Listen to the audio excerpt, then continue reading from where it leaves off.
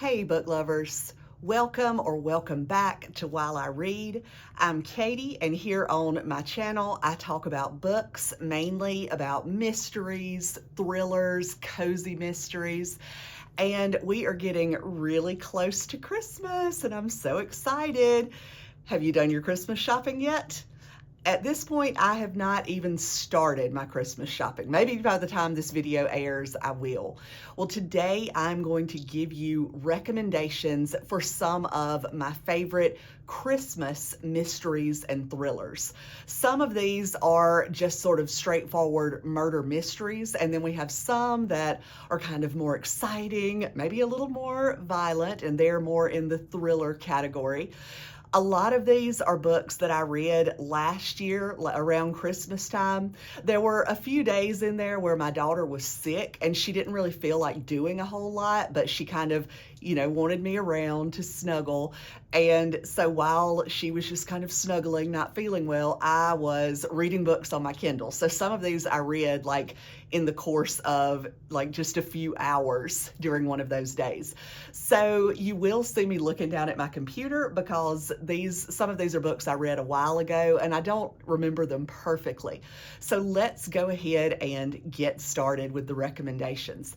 The first one that I want to recommend, actually the first two on this list, are in the Sherlock Holmes series by James Lovegrove. And the first one is Sherlock Holmes and the Christmas Demon. Now, this is a series that James Lovegrove writes, continuing the Sherlock Holmes story, but I've found that you can just dip into these books anywhere. I have not read the first book in the series yet, but I feel like I'm following everything that's happening with no problem. So in the Christmas Demon, Sherlock and Watson are visited at Baker Street by a young woman named Eve Allerthorpe. And Eve believes that she may be being haunted by the Black Thuric. So she stands to inherit this estate in Yorkshire, her family estate, but only if she is of sound mind.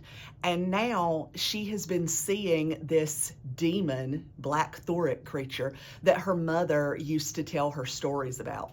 Her mother had died the previous year, and her mother had some mental health issues, and so Eve has to be of sound mind. And it seems to Holmes and Watson that someone is trying to drive her crazy or make other people think that she's crazy. So they go to stay in this mansion over Christmas. The family, even though they're a really strange family, one good thing about them is that they love Christmas. Lots of the family is gathered there, but it's the perfect time for someone to terrorize Eve.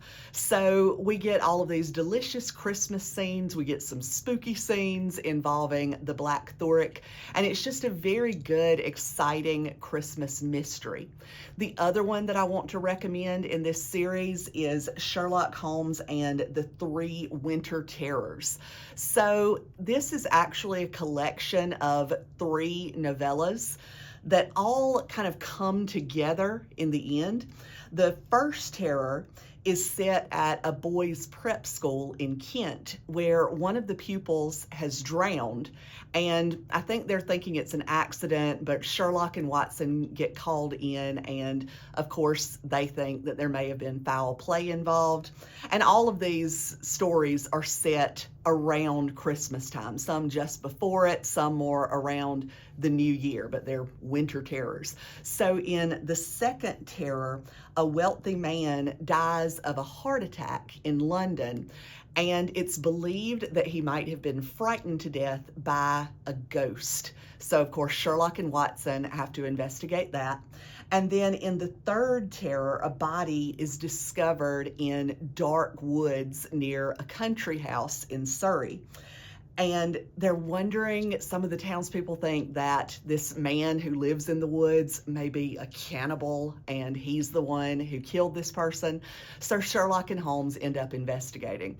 And all of these stories end up having some common elements. So it's a really good book, a really good collection of these 3 winter terrors, perfect to read at Christmas time. Now moving more into thriller territory, we've got Christmas Break, a Christmas thriller by J.E. Rowney. So this book has 25 chapters, and the suggestion at the beginning is that you read one chapter on each day of December. Of course, I didn't do that. I read the whole thing in just a couple of days. I wonder if anybody actually does read, like, one chapter a day. I don't know. You can let me know if you decide to do that. But this book is about a woman named Isla, I think, Isla, and she ends up going to stay with her estranged sister over Christmas. And her sister has this luxury mountain retreat. Her sister has a lot more money than Isla does, and there's just a lot of kind of buried animosity between these two sisters. Her sister's either husband or boyfriend is there, and Isla also brings her significant other. And so there's these kind of delicious scenes of them, eating supper, but, things are there's awkward tension simmering beneath everything. Then there's a snowstorm that cuts them off, and the power goes out, and then something starts happening where maybe there is someone there who is dangerous. And so the two sisters have to figure out if they can trust each other. So this book was just really exciting and fast-paced and just kind of a fun, popcorn, Christmassy thriller. Next, I'll tell you about The Christmas Holiday by Michaela Davids. So this book, what I was drawn to first was the setting. It's set at an Irish mountain luxury home. This woman named Alicia is newly married, and she and her husband got married fairly quickly after meeting each other. And she's either never met his family or maybe she's just met them very briefly. And this is going to be the first time that she's spent any significant time with them. So he comes from this very wealthy family. His father is a successful, wealthy businessman. He's got this kind of glamorous stepmother. There's a sister-in-law who seems like maybe she's got some jealousy. There's like a stepsister involved too. So lots of different personalities staying in this home. And so Alicia starts discovering that there are some secrets in this family and that this Christmas retreat may not end up being that relaxing. Of course, a snowstorm comes in and they're snowed in. I really love that trope. This was another just very exciting popcorn thriller, not a lot of depth to it, but a really fun Christmas read. I want to tell you about two books by Kristen Mulligan.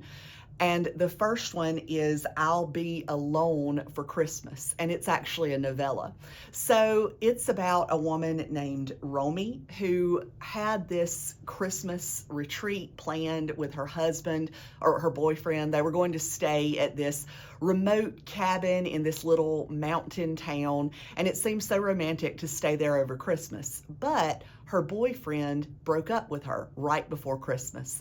So Romy decides to go to the cabin on her own. So she gets there and, the cabin is nice. It's kind of old. And sometimes she hears some strange things at night. Maybe it's just the house settling.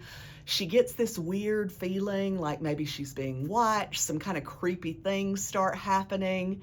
And then the ending will just everything just happens and it's pretty crazy. So this book kind of got to the edge of what I'm willing to read as far as violence and gore.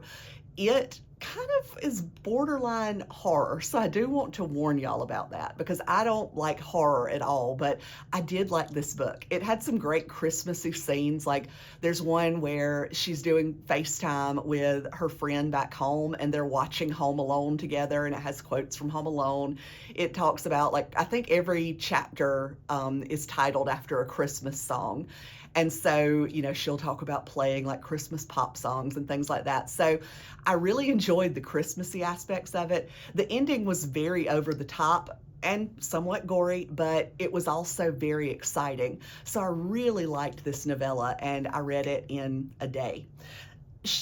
Kristen Mulligan wrote a sequel to it called A Christmas to Die For, and she calls it a standalone sequel. This one is about these three podcasters who end up going and staying in this same cabin where Romy stayed. They are true crime podcasters, and so they want to film at this location. They actually don't stay at the cabin. They stay in the same mountain town where she stayed, and they visit the cabin. So this book, A Christmas to Die For, was not as good as the first one. It kept me reading and kept me interested. It was compelling. It had somewhat of an unsatisfying ending, but again, it's a Christmas thriller, fast-paced, not much depth to it.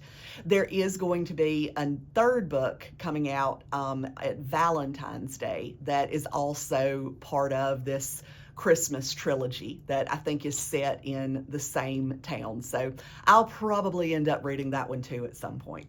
I saved my favorite book for last, my favorite Christmas thriller, and that is The Christmas Guest by Peter Swanson. This was a really good, fun, surprising Christmas thriller. It's very short. It's a novella. Peter Swanson actually said he wanted to write a Christmas book that someone could sit down by the fire and just read in one sitting on Christmas Day. And that's pretty much what I did. It was not on Christmas Day that I read it, but in the run up to Christmas, I read it like in maybe one evening and the next morning, something like that. It's really easy to read and really hard to put down.